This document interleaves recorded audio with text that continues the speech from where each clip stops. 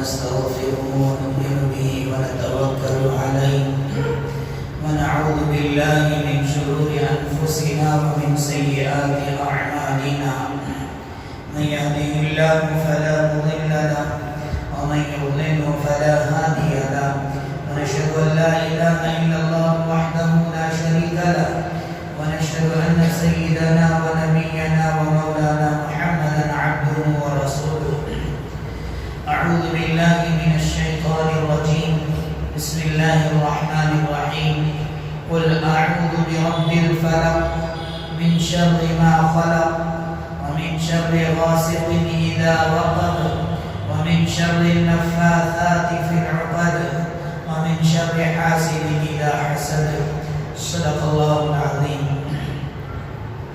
معزز سامعین کرام، گزشتہ اتوار ہم نے آپ کے سامنے سورۃ الاخلاص کا درس رکھا. آج کا ہمارا جو درس ہے وہ سورۃ الفلق ہے. اس سورت کا نام فلق اس کی وجہ یہ ہے کہ اس سورت کی پہلی آیت کے اندر قل اعوذ برب الفلق، فلق کا لفظ آیا ہے، اسی سے ماخوذ ہے سورت کا نام بھی. اور اسی طرح سے فلق کے معنی عربی میں آتے ہیں پھاڑنا، چیرنا. کسی بھی چیز کو پھاڑ کر نکالا جاتا ہے، چیر کر نکالا جاتا ہے، کیونکہ رات کی ظلمت پھاڑ کر صبح کی روشنی نمودار ہوتی ہے. اور ان دونوں صورتوں کو معوذتین بھی کہا جاتا ہے. قل اعوذ برب الفلق اور قل اعوذ برب الناس، یہ دونوں صورتوں کو معوذتین کہتے ہیں. اور اس صورت کے اندر جس میں استعاذے کی تعلیم ہے، استعاذہ عربی زبان میں پناہ مانگنا، حفاظت میں آنا، اس معنی میں ہے. جیسا کہ ہم لوگ قرآن پڑھتے ہوئے اعوذ باللہ من الشیطان الرجیم پڑھتے ہیں، اس میں جو اعوذ آیا ہے اسی کے معنی میں آیا ہے کہ میں پناہ مانگتا ہوں شیطان مردود سے. اور سورۃ الفلق کے اندر بھی جو قل اعوذ کے معنی جو وہی ہے کہ پناہ مانگنا، کہ حفاظت میں آنا.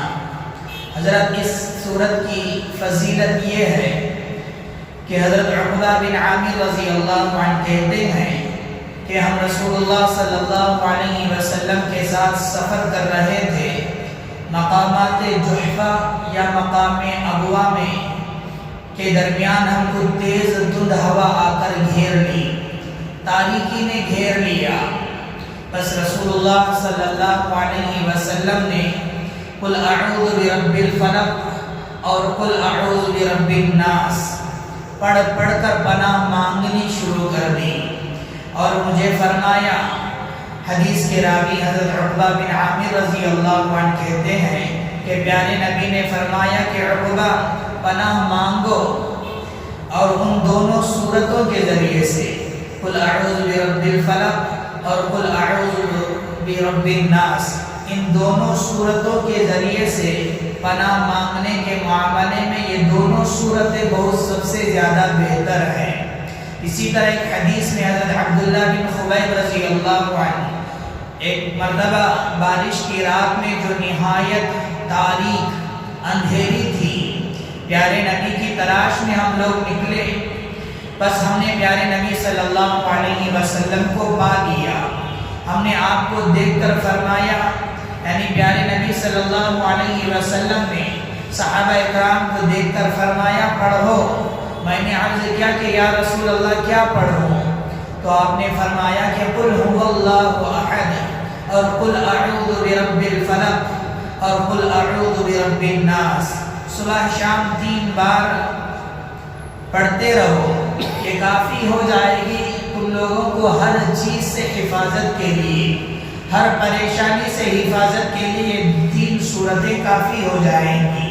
اس لیے ہم لوگوں کو چاہیے کہ صبح میں یہ 3 صورتوں کا ورد ہم لوگوں کو پڑھتے رہنا چاہیے، عادت معمول بنا لینا چاہیے کہ صبح فجر کے بعد سورۃ الاخلاص، سورۃ الفلق اور سورۃ الناس، اور اسی طرح شام کے وقت میں سورۃ الاخلاص، سورۃ الفلق، سورۃ الناس، یہ تینوں سورتوں کا معمول ہماری زندگیوں میں ہونا چاہیے، اس لیے کہ ہر پریشانی سے حفاظت کا کام کرتی ہے، ہر مصیبت سے پناہ مانگنے کے لیے یہ تین سورتیں کافی ہیں۔ اسی طرح سے حضرت عقبہ بن عامر رضی اللہ عنہ کہتے ہیں کہ میں نے عرض کیا کہ یا رسول اللہ، کیا میں پناہ حاصل کرنے کے لیے سورہ ہود اور سورہ یوسف پڑھا کروں؟ تو پیارے نبی نے فرمایا کہ قل اعوذ برب الفلق سے بہتر خدا کے نزدیک اس معاملے میں کوئی چیز نہیں ہے۔ یعنی یہ تین سورتیں جتنا فائدہ پہنچاتا ہے ہر چیز سے حفاظت کے لیے، پریشانی سے حفاظت کے لیے، مصیبت سے حفاظت کے لیے، بیماری سے حفاظت کے لیے، ٹینشن سے حفاظت کے لیے، یہ تین سورتیں جتنا فائدہ دیتی ہیں دوسری صورتیں اتنا فائدہ نہیں دیتی۔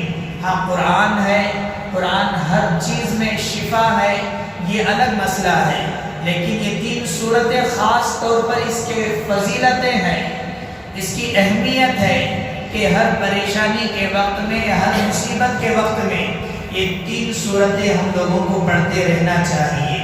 حضرات، اس صورت کے نازل ہونے کا سبب کیا ہے؟ اس صورت کا شان نزول کیا ہے؟ پیارے نبی صلی اللہ علیہ وسلم پر ایک یہودی عورت نے جادو کر دیا۔ حضرت جبرائیل علیہ السلام نے آ کر بتایا، اس لیے کہ جب جادو ہو گیا تو پیارے نبی صلی اللہ علیہ وسلم بیمار ہو گئے، تو حضرت جبرائیل علیہ السلام اللہ کے حکم سے آئے اور آ کر پیارے نبی کو بتایا کہ یا رسول اللہ، آپ پر جادو ہو گیا ہے۔ لہذا ایک اور حدیث ہے جس میں حضرت عائشہ صدیقہ رضی اللہ عنہ بیان کرتی ہیں کہ ایک مرتبہ پیارے نبی صلی اللہ علیہ وسلم نے خواب میں دیکھا کہ دو فرشتے، ایک فرشتہ اللہ کے نبی کے سامنے کھڑا ہوا ہے اور ایک فرشتہ پیر کے پاس کھڑا ہوا ہے۔ جو سر کے پاس کھڑا ہوا فرشتہ پیر کے پاس جو کھڑا ہے اس سے کہتا ہے کہ اللہ کے نبی صلی اللہ علیہ وسلم کو کیا ہوا؟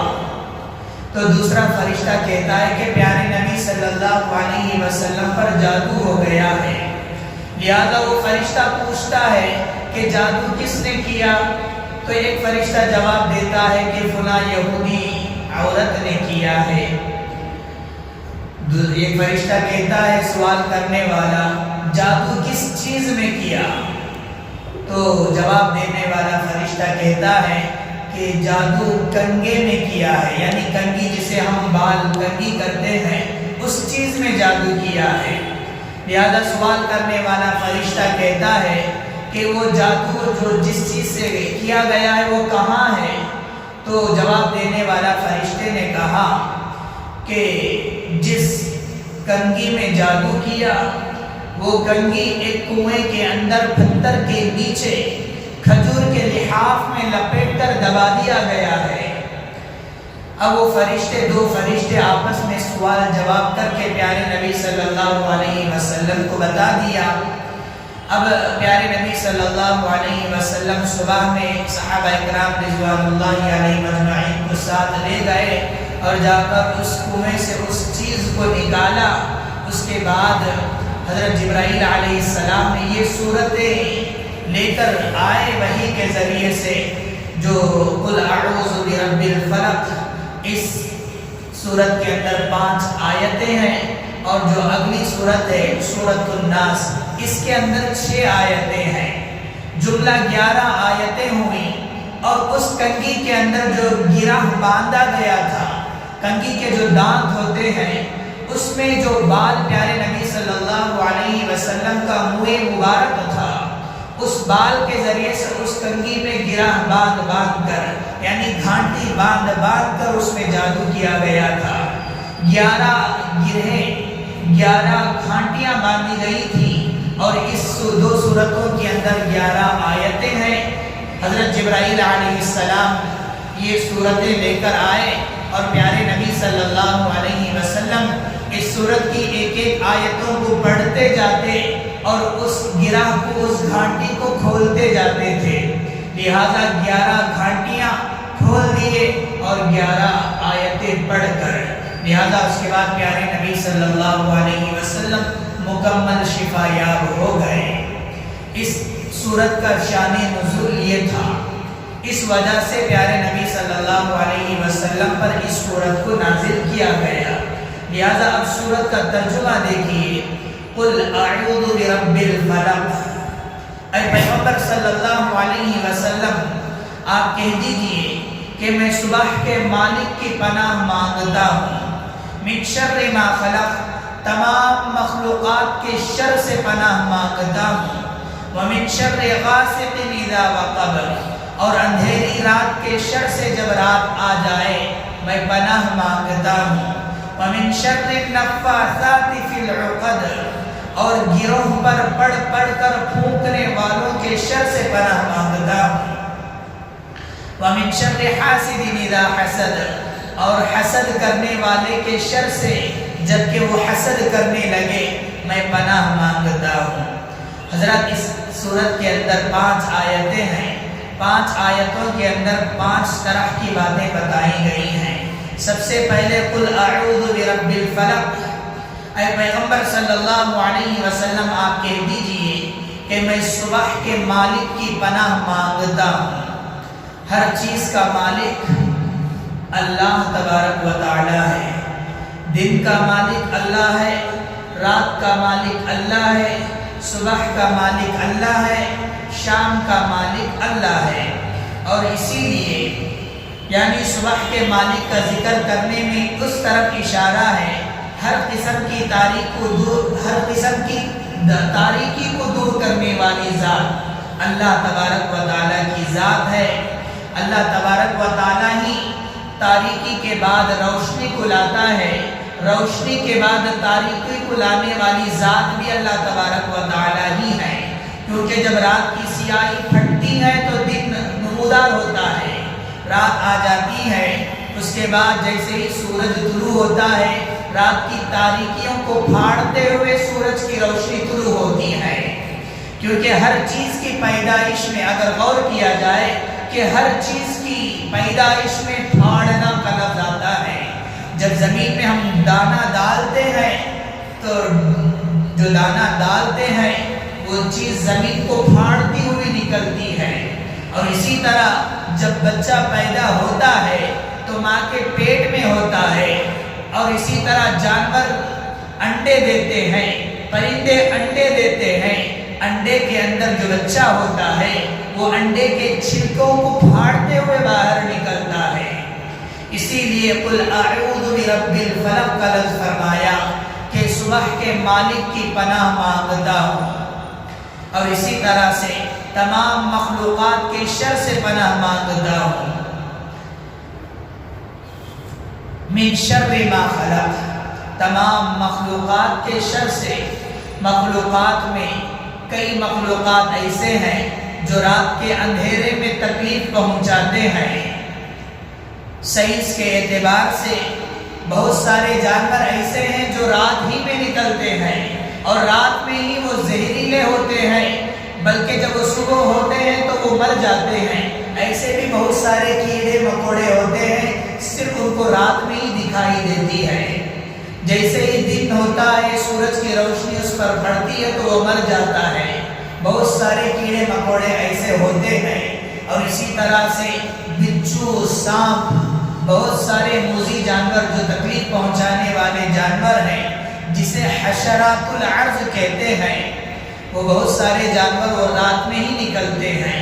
اسی لیے اس میں کہا گیا کہ تمام مخلوقات کے شر سے اللہ تبارک و تعالیٰ کی پناہ مانگو، اللہ تبارک و تعالیٰ کی حفاظت مانگو۔ اور اسی طرح سے تیسری آیت وَمِن شَرِّ غَاسِقٍ إِذَا وَقَبَ، اندھیری رات کے شر سے جب کہ وہ رات آ جائے۔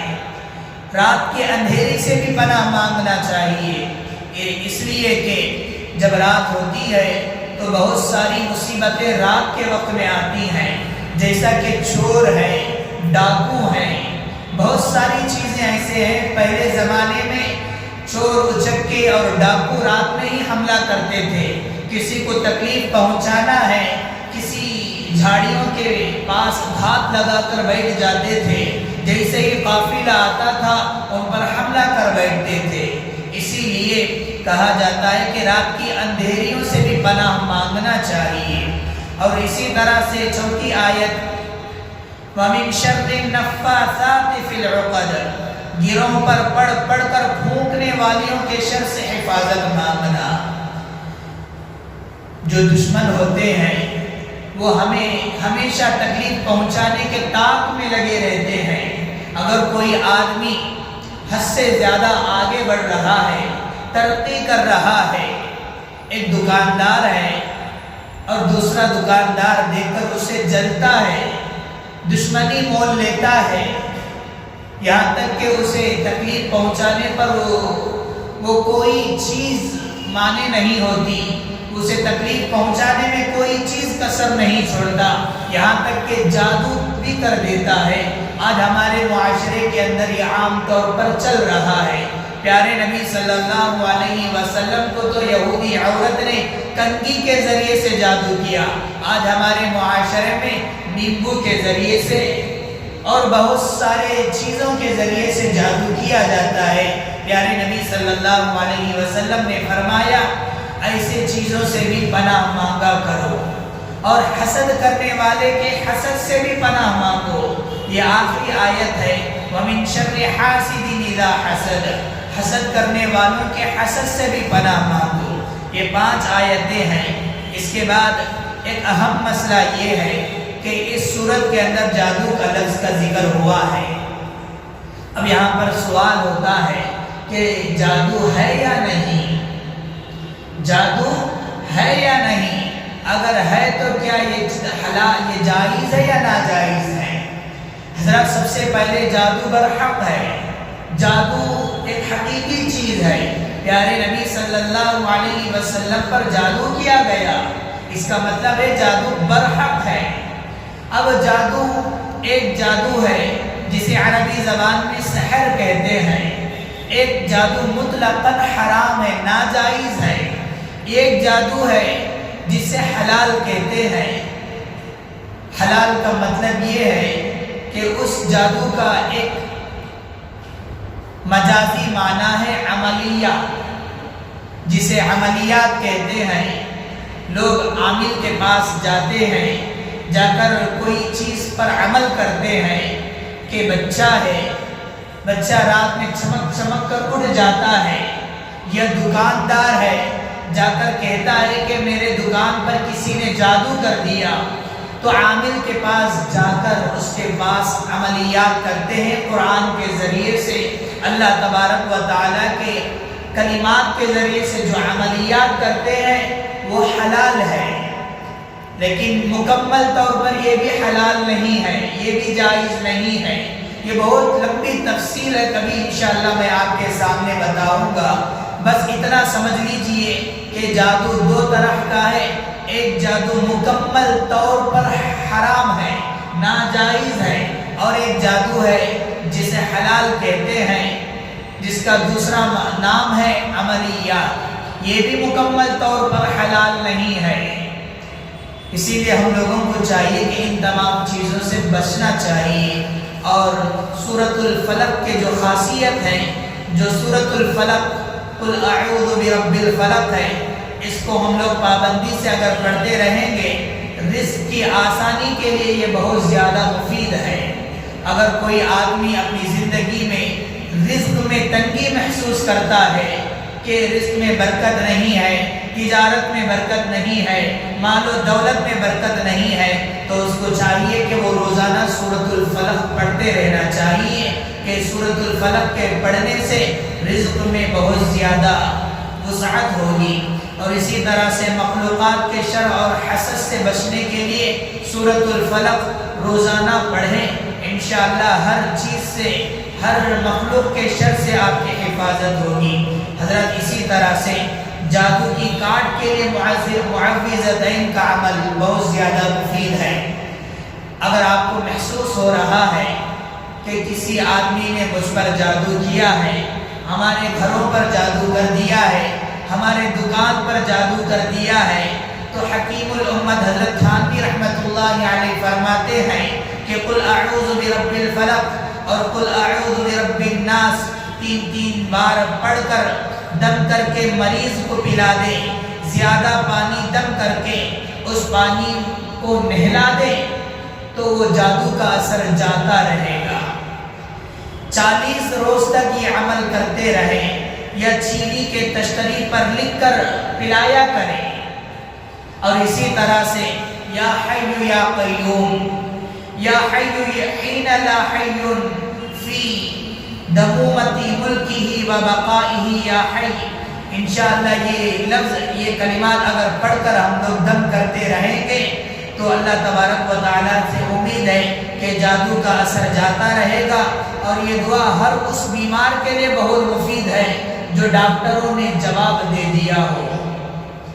ڈاکٹر لوگ جواب دیتے ہیں کہ یہ مریض اس کے بعد کچھ علاج اس کے لیے کارآمد نہیں ہوگا، آپ اس کو گھر لے کر چلے جائیے۔